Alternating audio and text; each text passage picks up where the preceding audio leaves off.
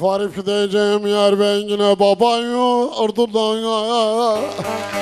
Ne olur gidem benim o ellerde alacağım var. Oy benim o köyümden olur alacağım var. Orada tutuldum yar ben gönül derdine. Beni götür benim o yurtlardan alacağım var. Benim o yaylalardan olur alacağım.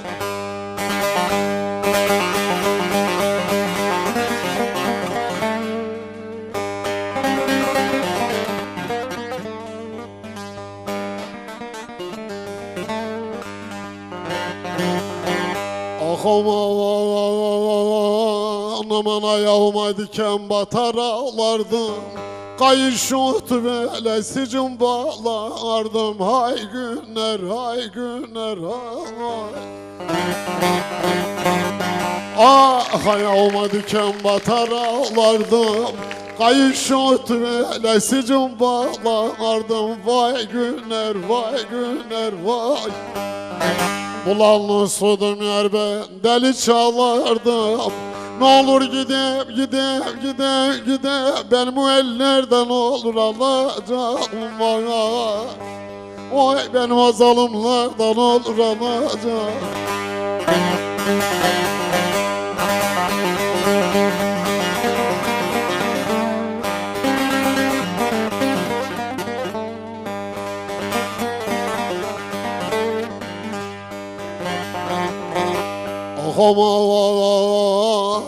Aman köyün sığını babam yardı. 7 kardeş aldığıyla doyardı. Ah köyün sığını da babam yardı. 7 kardeş aldığıyla doyardı. Odaya girdim dayım kuvardı. Beni götür benim ellerden alacağım var. Ne olur benim o köyümde güller alacağım.